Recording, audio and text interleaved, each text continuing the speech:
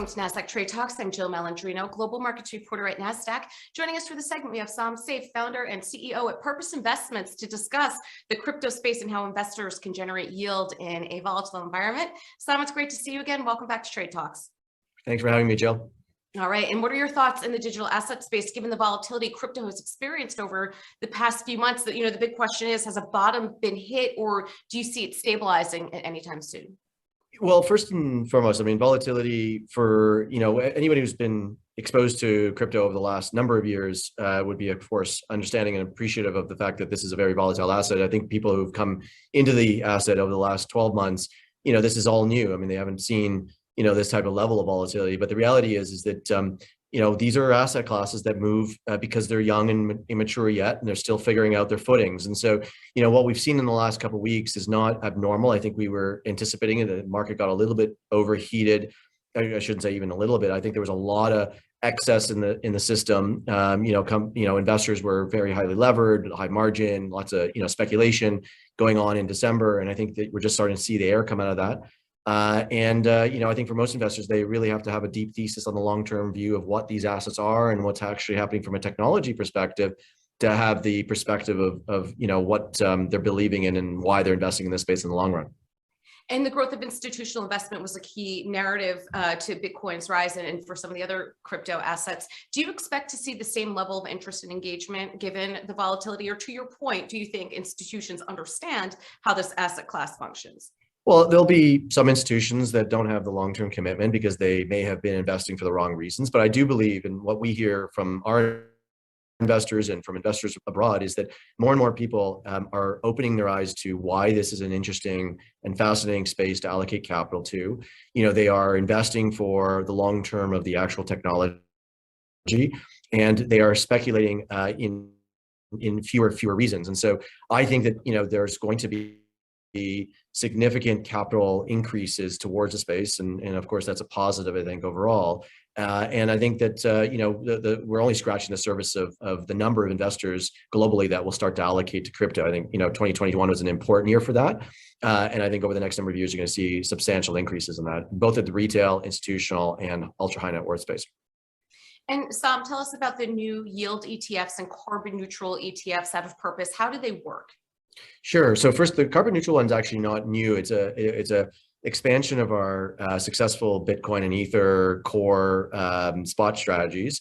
And what we did was, there's of course a fair number of investors who've been concerned with the impact from an environmental perspective that Bitcoin specifically, and less and less than Ether is having, but as it's moving to proof of stake from proof of work, but the impact that they have in their mining operations.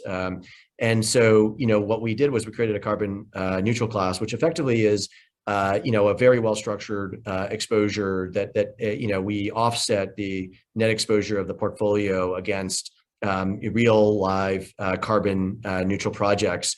And we've worked with a really successful organization, amazing company called Patch, to do so, and we're excited about that. So that's an offering. It's expansion of what we've done on the core spot products.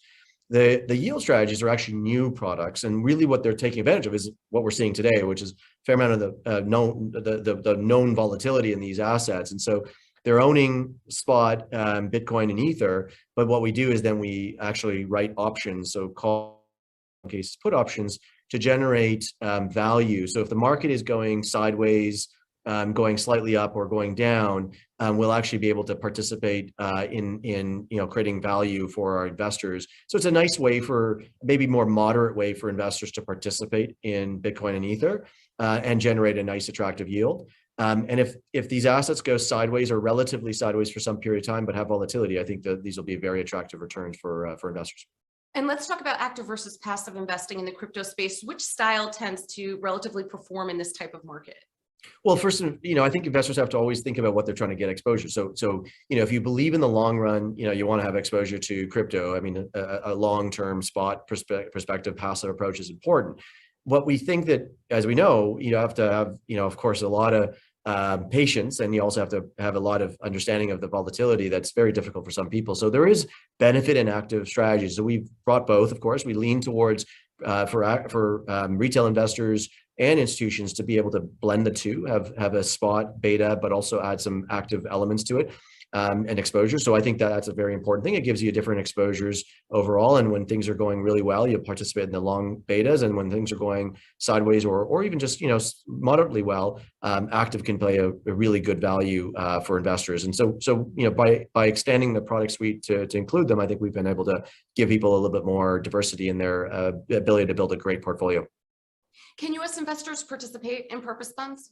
Yeah, so all of our funds are traded on the Toronto Stock Exchange. And so any investor globally can actually buy them as long as their broker dealer that they work with allows for international securities outside the US. So we have, institutions and retail investors in the United States who do purchase our ETFs, as they can trade international securities. But in some instances, some accounts are limited just to US securities. So we find that, large part of our funds are owned by international investors from Europe and US, and it's actually they're great products. I mean, as the US is grappling with, spot versus futures and, the grayscale closed end or the trust fund that trades at a massive discount, we just sit here and continue to provide an extremely efficient way for people to participate in Bitcoin and Ether, which we're really proud of. All right, Sam, great to see you as always. Thanks for joining us on Trade Talks. I'm Jill Malandrino, Global Markets Reporter at Nasdaq. Great to be here.